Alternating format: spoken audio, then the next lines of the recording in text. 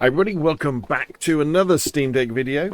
And this one is Ghost Recon Wildlands. Now, remember, I'm capturing this footage directly onto my Steam Deck, so it probably doesn't look that brilliant if you're watching this on a big monitor on your laptop or on PC or even a TV. However, if you're watching this on a phone, it probably looks very nice indeed. And the idea of these videos is to give you my thoughts about, is this a good game? And is it worth buying cheap for the Steam Deck? Oh, and is it a good game for the Steam Deck? Because sometimes games can be great, but they're not great for the Steam Deck. Because the Steam Deck has to square the circle, doesn't it, of being able to play PC games that basically aren't designed to run on small screens, you know, with gamepads. Often they're designed to run on big screens with keyboard and mouse. But luckily, lots of the arcade... No, arcade is wrong. Lots of the AAA titles are designed to work on console as well, so often they have great gamepad support. And I've got to say straight away that Ghost Recon Wildlands is a blast on the Steam Deck. For the size of worlds that we are in and the graphical fidelity you get while you're in these worlds, it looks really, really good. And we get between sort of about 30 and 55 frames a second. Depending on what's going on, you know, how many explosions are going on and how many AI around, that sort of stuff. But you get this amazing view distance. Hopefully this is coming off. And Ghost Recon Wildlands came out in 2017, I think it was. And it was one of my favourite games of that year. Because it brought open world to Ghost Recon Wildlands. And it's set in current day. So you don't have lots of over-the-top sci-fi weapons like you have in the new one, Ghost Recon Breakpoint. And it's a really simple idea, the fact that you and your team of American Special Forces, you're in... where's the map? You're in Bolivia, and you've got to take down the narco drug lords. And you do that by visiting all these different areas and taking out the bosses of each area, which then gets you to the main boss, El Sueño, who you can then take out to kind of finish the game. But you don't need to take out every single boss to get to him. You've got to take out quite a few of them. And you're doing similar missions, so it's things like go to this place and find this data, go to this place and defend this radio station, go to this place and kidnap this person. But then you're doing it in lots of different biomes. So this is kind of the... I don't know, middle biome, I guess. So it's wooded areas, but then there's snowy areas, there's jungle areas, all sorts of different places where you fight. So although you might be doing a similar mission, it feels different because the layout is different. And then you're leveling up in terms of the skills that you have, and the extra things you can call on. So, for example, you work with the rebels, so you can ask them to do tasks for you and bring you vehicles and helicopters, and do mortar strikes and scout out areas.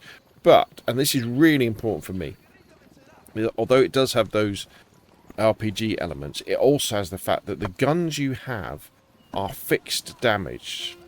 You can make them more powerful with different attachments a little bit, so like taking a suppressor off and adding a compensator and stuff. But the gun that you start the game with, you can finish the game with. It's not like the Division, where enemies become harder to kill because they basically have more health points. All of the enemies, you know, they die to a headshot and they die to kind of a fixed number of body shots as well. And that's really important for me. So it feels like a inverted commas, you know, milsim. So what I thought we'd do now is, so covering that. So should you buy Ghost Recon Wildlands for your Steam Deck? Absolutely 100%. How does it run? It runs okay. It may well look a little bit framey to start off with when you first start playing it. And you're going to turn down most of the settings to medium and low. But they look great on the 800 by 600 Steam Deck screen. I think it was the radio on. Let's turn the radio off. But that framiness, you might see a little. If I move the camera, you might see it. Although we're getting like 40 frames a second, it's a little bit framey. But you kind of get used to that. You get sucked into the immersion. Right, map. So where do we want to go? What do we want to do? What's this here?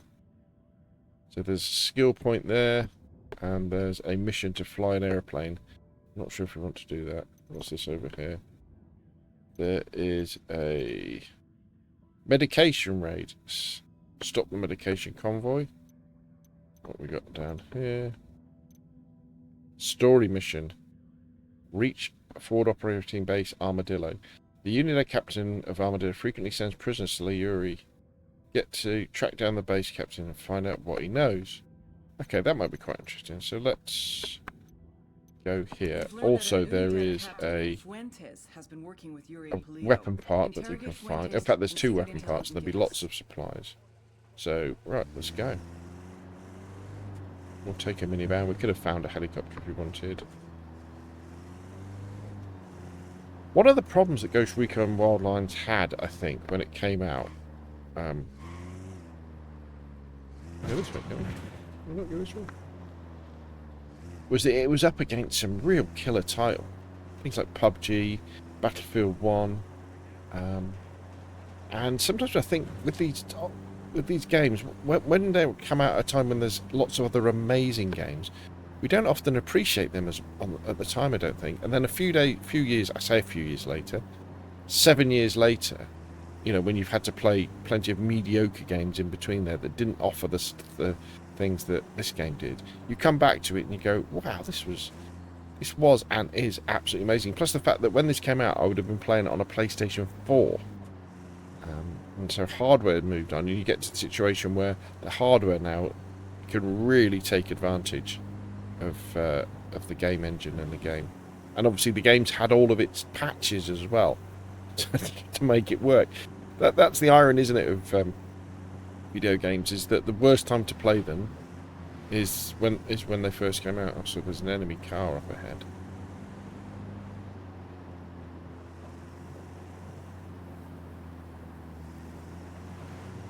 Right, let's go give us some information. Fire.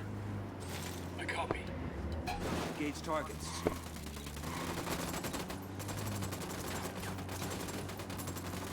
Well, this is one of the enemies, a captain. So if we get this guy, we can. There we go. Watch your step. These guys know something's up. We got ourselves into a bit of a mess here. Oh, is he dead? Oh, that didn't go very well. Uh-oh, look out. No, take cover. Oh, we got taken out. So one of our AI teammates will cover us. Thank you.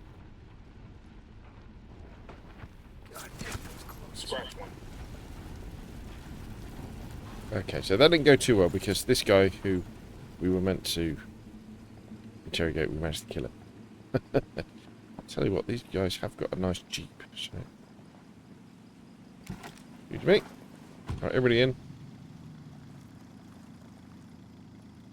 But that sort of thing, the emergent gameplay where things go wrong, is where half the fun is, isn't it? This game. Excuse me. Excuse me. Sorry.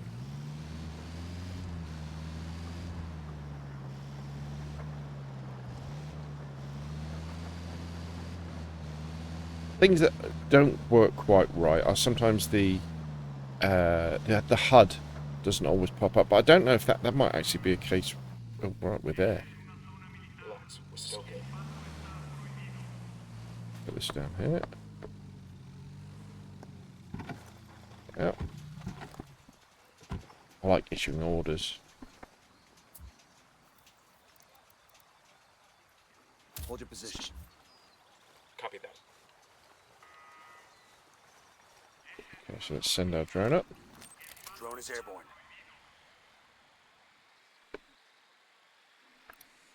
Sniper, top of the tower, spotting another tango. So there'll be loads of enemies here. Sniper up in the tower. Here we go. Got it. Eyes on the Unidad captain.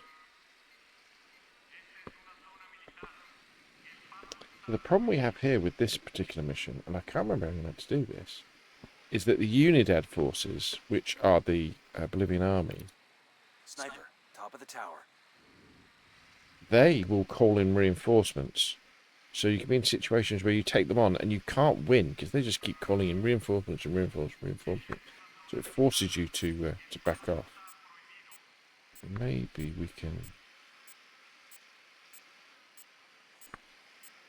can play a little bit anyway, and we'll see.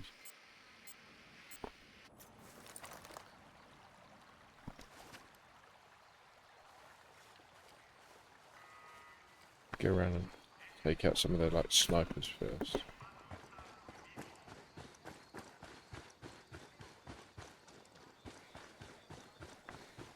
So we've got a drone, but we also have rather useful binoculars as well.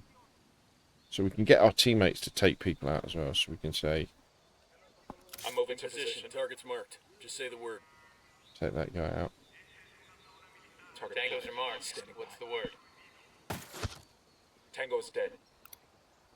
And I really like that, because you're almost playing like an RTS, where you're not actually doing the shooting, but your teammates are.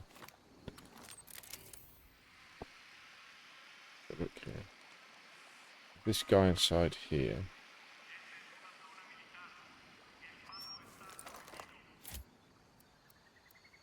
Rally on me. A copy. There's a sniper there, isn't there? It's that guy there. That guy there. I'm getting a position. Moving to a good sight line. I've got the target. Right, how about this guy? Target marked. Wait one. Let me get in position. See if we can take him out as well. I doubt I'll be able to because he's inside a building.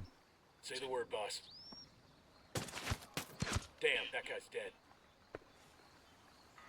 And the idea is to do all these kind of shots in positions where patrolling enemies Okay, this is the Unidad firebase. aren't going to find captain them. who's in contact with Yuri and Polito. We need the target alive. Roger that. Well, There's almost like this mini game of using the drone and your binoculars in order to get rid of all the clouds. So you see how in the bottom right corner you have like the purple clouds. Turn them into dots so that you know where all the enemies are. And then you can kind of safely make... So that's the guy we're looking for.